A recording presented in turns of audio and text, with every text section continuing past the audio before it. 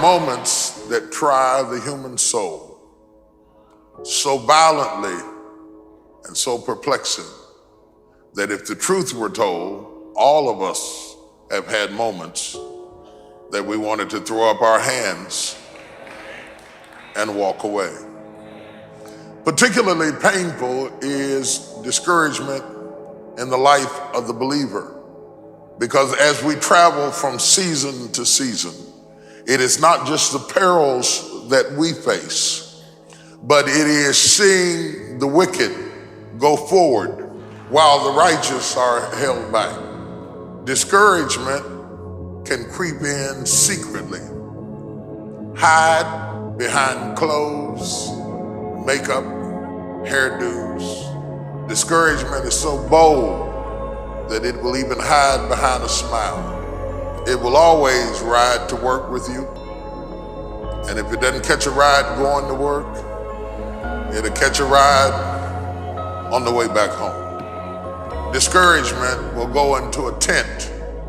It will walk right into a Section 8 neighborhood. But don't think that it stops. Discouragement will walk right into a middle-class house. It won't just stop there. It'll go in a mansion and sit on the side of a jacuzzi and tell you life is not worth living. If you listen at discouragement, it will cause you to make bad decisions. It will cause you to think that life is not worth living. And secretly, behind the facade of a smile and a good morning and a praise the Lord and a how are you, you will wonder if you're ever going to get out of what you're into. One of the things that we know about life is that it is always changing. Sometimes you're up, sometimes you're down. Sometimes you're happy, and sometimes you're sad. Now that's that thing called life. And when we begin to understand and know that, accepting that reality, that we will never ever have things just on an even keel all the time, that you're going to have some ups and you're going to have some downs. But during those down moments, that's where the growth takes place. That's where the work is. Anybody can feel good when they have their health, their bills are paid, they have happy relationships, the children are acting normal, business is successful. Anybody can be positive then. Anybody can have faith under those kinds of circumstances. See, but the real challenge of growth, mentally, emotionally, and spiritually, comes when you get knocked down. Adversity introduces a man to himself or a woman. How you handle it, that's where the growth takes place. Sometimes I see people succeeding who didn't pray nearly as hard, work nearly as long, and it seems like they seemingly have moments of victory in close proximity so I could see it. Not while I am having a similar experience, but while all hell has broken loose in my life and I am going through agony and tragedy, seemingly they are having victory and triumph.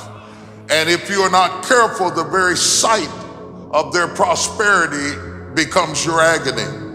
And seeing them go forward will be a source of such continued frustration that it is not your test that baffles you, but their success agonizingly displayed before you makes you despair of life, until David says in 37:1, fret not thyself over evildoers, how they prosper in their own way, they shall soon be cut off.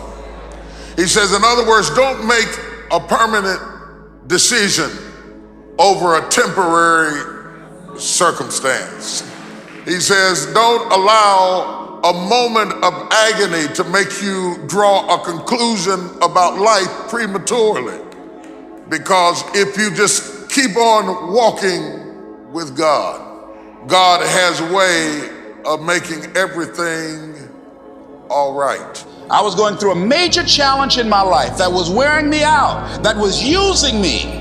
And one of my students told me in a class that I was teaching, Lessons in Truth, she said, Les, until you handle it with grace, it will stay in your face. And it stayed there a long time. Are you going through it or are you growing through it? Are you bigger and better because of it? Because it's not going to leave you until you grow through it. Are you learning anything or are you doing it over and over and over again? Insanity is doing the same thing in the same way, expecting a different outcome. I find so many passive Christians who have been taught the type of faith that anesthetizes your dream, originally given to us as a tranquilizer to make us content for heaven while others possess earth. My faith is a radical faith. It's not a passive faith. It's not an indifferent faith. It's not a faith that will take down on what the scriptures has promised me. You can't just sit on your couch and wait on the Lord. Can I tell you, you cannot sit on your couch and wait on the Lord. Life will pass you by. You're not waiting on the Lord. The Lord is waiting on you. The next thing that is important is that expect things to get better for you, because they are. See, life is cyclic. You're not, whatever experience you're having right now, it has not come to stay. It has come to pass. Not to stay, just to pass. It's just going through. The biggest challenge is to know what's happening. This is a part of this thing we call life. This too shall pass. And maintaining perspective, putting it in perspective. How do we get stuck? A friend of mine working on a job, loved the company very much, expected to retire there. And one day they called him in the office, asked him for his badge and identification, told him he was fired and he had to leave then. He was devastated. And if you came anywhere near him, he would tell you his story, as we all have stories. Even when he got a job, he went on the job telling anybody who would listen how they fired him unjustly. And he always ended with, it wasn't fair. Life isn't fair.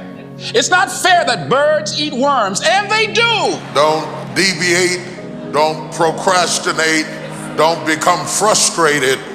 All you have to do to win this battle is stay on track. Where there's a will, there's a way.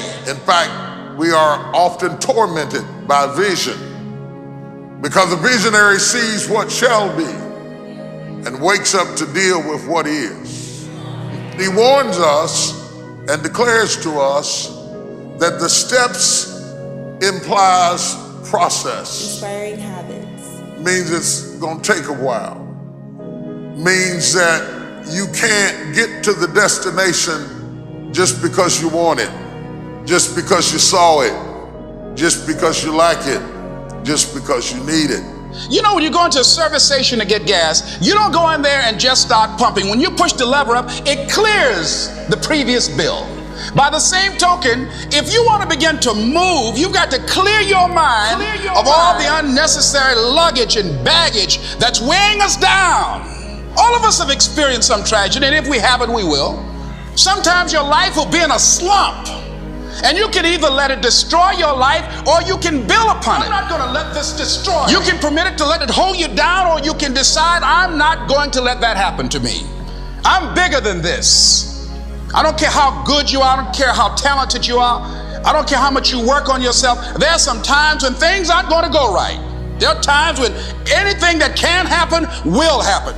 Make a declaration to yourself. Declare all out war that you're going to get out of this rut. I suggest to you that if you are facing a challenge, don't stop.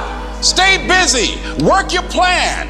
Continue to do those things that you know that work for you after you have evaluated yourself in the situation. Sometimes you have to back up and go within and pray and meditate and recharge your batteries. Go away, clear your head, and then come back and look at it from a different vantage point. I was thinking about Hebrews 11, and it says, now faith is the substance of things hoped for. It is the evidence of things not seen. For by it they'll obtain a good report. See, we got all of this teaching about faith.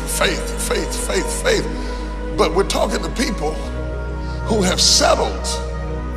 All around me, I see people who've settled with less than what God promised them, who've just made do out of their life. All around me, I see people who stopped swinging. I've seen people who've gotten 40. You quit at 40? Well, if it was going to happen, it would have happened. I'm getting older now, and I'm just going to let myself go. I'm not doing it. I refuse to settle. I'm not picking out no caskets. Surprise me. I know you get a discount if you buy early, but I am not planning to die. I'm planning to live. Surprise me. I will not settle. It may take longer. It may be harder. I may have to go this way when I thought I could go that way. That's the kind of people I like to run with. I like to run with people who will not take no for an answer. I like to run with people who refuse to settle on less than the best for what God has in your life. Next thing is that you've got to activate the thinker in you. Don't allow your emotions to control you. We are emotional, but you want to begin to discipline your emotion. Your mind goes on automatic. You know, weeds don't have to have any encouragement to grow. You don't have to water them. They don't have to get sunshine. They don't have to have fertile ground. They will grow through the cracks of a sidewalk. But if you want to grow orchids or roses or any kind of exotic flowers, there are special processes and procedures you must go through. Well, by the same token, you don't have to force yourself or motivate yourself to think negatively, to be depressed, to hate somebody, to want revenge, to want to get back at somebody, to beat yourself up over the head, to feel loaded with guilt. You don't have to make any effort to do that. Your mind is on automatic. It will do that by itself. But if you want to begin to move into your own personal greatness, if you want to begin to really enjoy a happy, successful, healthy life, you've got to be willing to go against the tide. You've got to be willing to harness your will and say, in spite of this, I'm in control here. You have got to make a declaration. Don't stop. That this is what you stand for. You're standing up for your dreams. You're standing up for peace of mind. You're standing up for health. You want it, and you're going to go all out to have it. It's not going to be easy. You've got to make those kind of declarations to yourself. I'm unstoppable. This will not get me down. The challenges of life. You need some kind of trophy that proves that he that is in you is greater than he that's after you. Glory to God. We're not going to live and die and shout and fall out and talk in tongues and not produce anything. When Jesus came down to the seashore and saw the disciples who had been fishing all night, he didn't ask them how long had they been fishing. He said, have you caught anything? He didn't ask them, how old are you? He said, have you caught anything? Hope is an expected end. I'm going to build something. I'm going to make something happen. I am not going to live and die and not leave anything in the earth as a sign that I was here. I'm going to build something. I'm going to leave stones as a memorial. I'm going to leave an ark on a hill. I'm going to leave some sort of sign that my children and my children's children will know that when I passed through the world, the Lord was with me. I will not settle. Even if I have to start over, even if it took longer than I expected, even if I have to make payments, even if I have to crawl on my belly. So when you begin to look at your past, give an interpretation that empowers you. That's where I used to be. That's not where I am now. I'm growing. I will not settle. I will not settle. I will not do it. I will fight you every morning. You whip me on Tuesday, you're going to have to whip me on Wednesday. You whip me on Wednesday, I'll see you Thursday afternoon. I will fight you every day. I will not settle. It's how you tranquilize your hope, because you don't want to deal with the pain of having not attained. So you move the goal to line up with where you are. See, a lot of people want to exempt themselves from taking responsibility. All they want to do is talk about the problem. Every time you see them, they'll tell you their story. You want to take responsibility for your life. I got me here, I can get me out of this. I'm not going to be a volunteer victim. George Bernard Shaw said there are two kinds of people in life.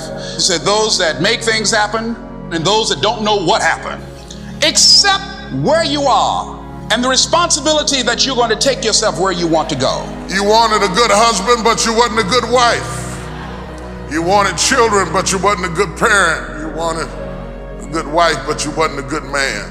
I measure the value of a man by how hard he presses. That's how you can determine who you're fighting, by how hard they press. How hard you press tells me how hard you hit.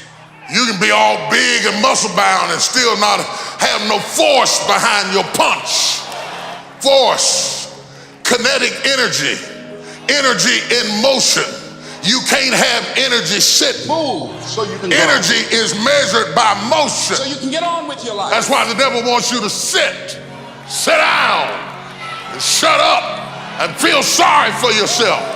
But you ought to blow the devil's mind this morning. I feel a pressing spirit in here this morning. I feel a determination in here this morning. I feel a fight in here this morning. Look at your neighbor and say, get on up them steps. Don't you get 40 and get tired. Don't you get 50 and get tired. Don't you get 60 and get tired. Don't you get 70 and get tired. Don't you get 80 and get tired. Get on up them steps.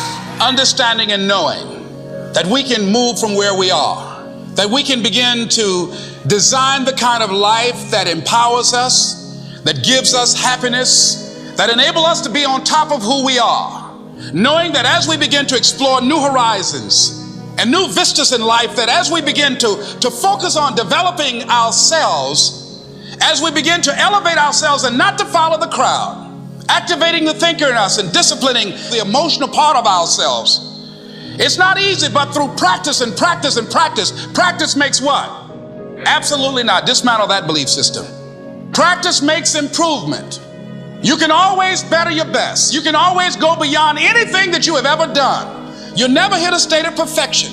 And so all you're looking for are new breakthroughs through practice and practice. You'll get better and better. And there's still some things that will happen to you that will catch you on the blind side that you did not anticipate. Sometimes a visionary cries out on the inside and says, God, don't even show me what shall be.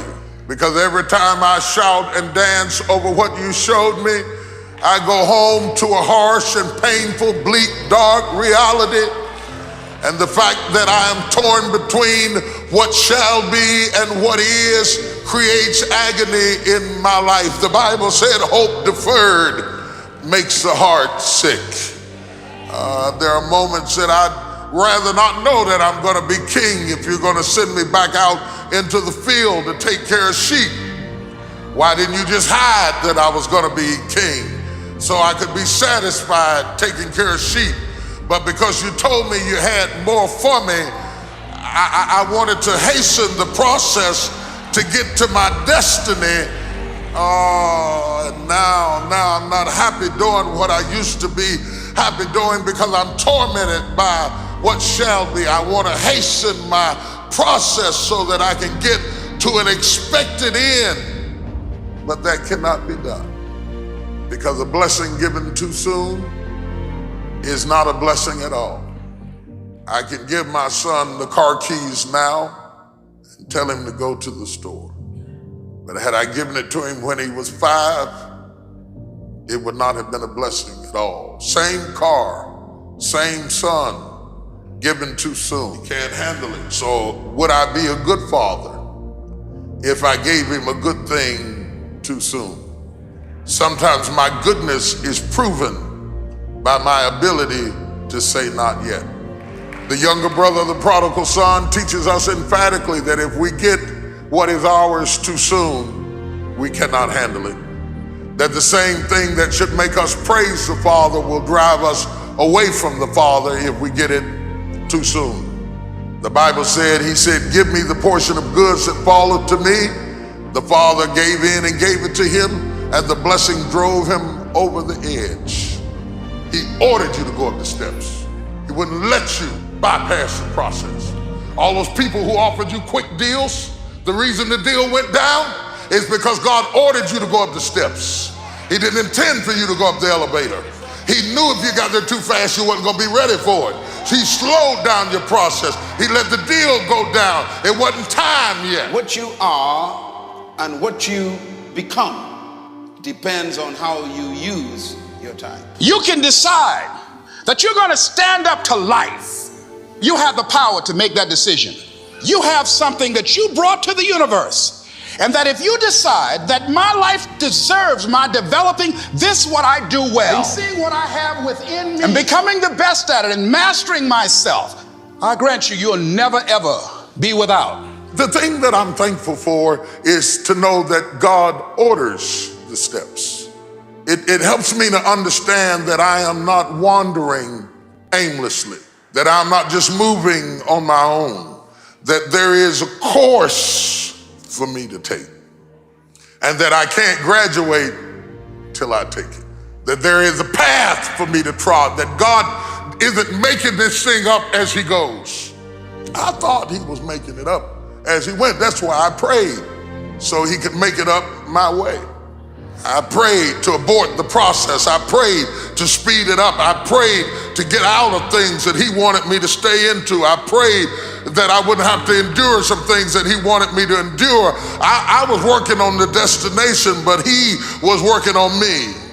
And sometimes he made me wait. He made me slow down and said, no, you skipped that step. Go back, do that again. If you skipped it with Jimmy, I'm gonna send it back with Freddie. If you skipped it with Willie, you're gonna have to go through it with Roger. If you skipped it with Sally, you're gonna go through it with Susie, because all of these are tools that I'm using to work on you. I'm not preparing the blessing for you, I'm preparing you for the blessing. The blessing is already prepared. Oh my God, the blessing is already prepared. Eyes have not seen, ears have not heard, neither have entered into the heart of man the things that God had prepared for them that love it. Did you know your blessing is already ready? That is already in place, that God isn't fixing it up right now. It's already done, that the work doesn't have to be applied to where you're going. The work has to be applied to you, so that when you get where you're going, you can handle what you gotta handle. And so, God, help me preach the steps, the steps, the steps. Touch three people and say, the steps, the steps, the steps. So part of beginning to get unstuck, you've got to decide that the behavior pattern that you have adopted doesn't work for you. You've got to change your strategies, and changing your strategy means reinventing your life, recreating you, and you have the power to do that. You can decide that you're going to change, that you're not going to be a wimp. So as you're in the process of reinventing your life, write a description of the kind of person that you want to be. What are the things that you must overcome? What qualities about your personality you know that you're going to have to change, because those particular characteristics are liabilities to you? What are your assets? What are your strong points? Go for walks. Do some things for you. Just go for a stroll so you can engage in some reflective thinking on life, on yourself. Listen to upbeat music, music that inspires you. I had a program for myself. I have books that I read that inspire me, tapes that I listen to that fire me up. Because you're going to have sometimes low moments when you won't want to get out of bed. At times you won't want to come out the house. Just want to stay there. It's called life. God has ordered steps. My prayer has always been, Lord, don't give me more than I can handle. If I knew better, you know when to bless me. I would have done better. You know how to bless me. You know when I'm ready to be blessed. Teach me patience with the process. Go through the process.